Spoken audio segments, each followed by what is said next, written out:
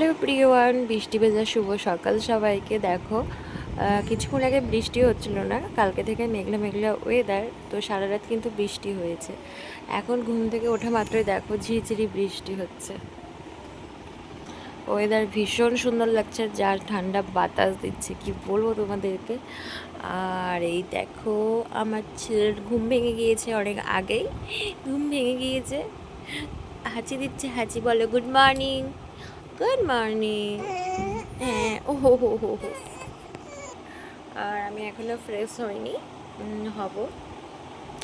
ঘুমাচ্ছিলাম, ঠান্ডা ঠান্ডা দিন তো আর কি। আর এই আমার পিচ্চিটা তো যখন তখন ঘুম থেকে উঠে যায় রাত্রিবেলায়, তো যে কারণে আমার ঠিকমতো রাতে ঘুমই হয় না, তাই একটু সকালের দিকে যা ঘুমাই।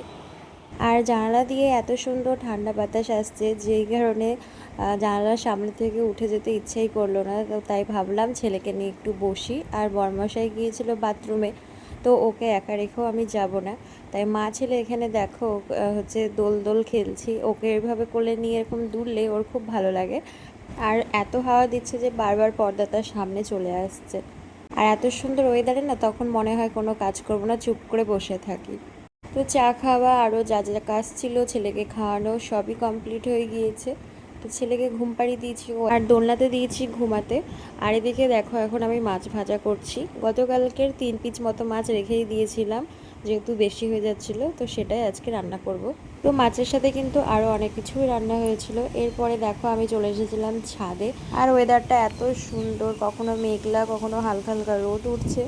তো এখন জামা কাপড়গুলো আমি উল্টাতে এসেছি। একটু আগে বৃষ্টি হয়ে গিয়েছে, তো বৃষ্টিটা দেখো কমে গিয়ে এখন আবার হালকা রোদ উঠেছে। তো জামা কাপড়গুলো উল্টা পাল্টা করে না দিলে কিন্তু শোকায় না। আর বাতাস তো আছেই।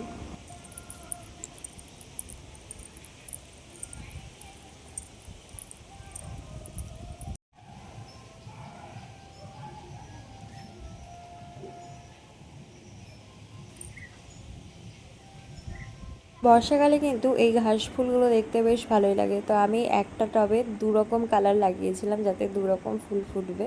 তো আর ফুটেওছে, তোমাদের সাথে শেয়ারও করলাম, দেখতে বেশ ভালোই লাগছিল। তো তোমাদের কেমন লাগলো কমেন্ট করে জানিও। আর এদিকে দেখো থেকে থেকে এত জোরে বাতাস দিচ্ছে।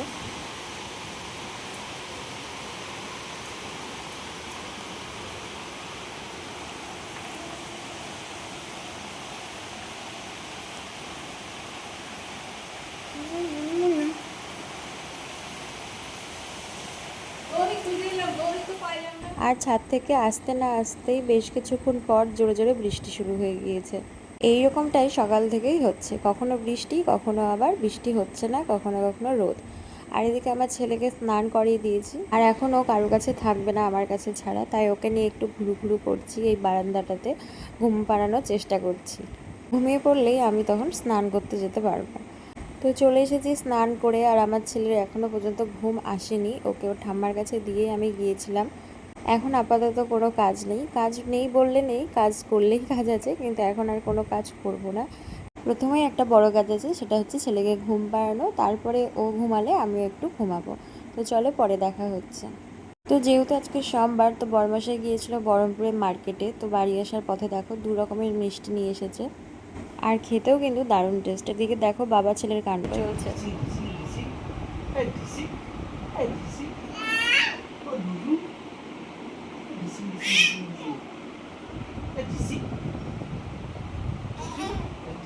মিষ্টিটার এত স্বাদ, কি বলবো তোমাদেরকে। মানে আমি মিষ্টি খেতে ভালোবাসি না, কিন্তু আমার বর আমাকে এত ইউনিক ইউনিক মিষ্টি এনে খাওয়ায়, যাতে আবার পরে আবার যেন ওই মিষ্টিটা খাওয়ার ইচ্ছে করে, তাই মানে মিষ্টি প্রেমিক করে দিয়েছে। যেহেতু আজকে সারাদিনই বৃষ্টি হয়েছে, তো সকাল থেকেই মনে হচ্ছিল যে না, আজকে রাতের ডিনারে বানাবো খিচুড়ি। যেমন ভাবনা তেমন কাজ। তো তাই দেখো বানিয়ে নিলাম গরম গরম খিচুড়ি আতপ চালের। আর এদিকে আমাদের জন্য চিকেন কষা, আর মায়ের জন্য ভেজেছিলাম ডিম ভাজা, যেহেতু মা চিকেন খায় না। আর এদিকে দেখো আমাদের রান্নাও হয়ে গিয়েছে, আর খেতেও বসে পড়েছি। আর দিদিভাই দিয়েছিল বাঁধাকপির পকোড়া। খিচুড়ি খেতে আমি এত ভালোবাসি, তোমাদেরকে সেটা বলে বোঝাতে পারবো না। আমাকে যদি রোজ খিচুড়ি দেওয়া হয় আমি রোজই খাবো, এটাতে কোনো বিরক্ত হবে না। আর আমার মতো এরকম কারা কারা আছো খিচুড়ি খেতে খুব ভালোবাসো, আর কমেন্ট করে জানিও। আর কারা কারা এরকম চিকেন কষা দিয়ে খিচুড়ি খেয়েছো সেটাও জানিও। বর্ষার রাতে গরম গরম খিচুড়ির সাথে ঝাল ঝাল চিকেন কষা, এর স্বাদের কোনো ভাগ হবে না। তো তো খাওয়া দাওয়া করে চলে এসেছি ঘরে, আর আজকে সারাটা দিন আমার এরকমভাবেই কাটলো। তো কেমন লাগলো আজকের এই ব্লগটা অবশ্যই তোমরা কমেন্ট করে জানিও। আবার অন্য কোনো ব্লগে তোমাদের সাথে খুব তাড়াতাড়ি দেখা হবে। আজকের মতো সবাইকে টাটা, বাই, গুড নাইট।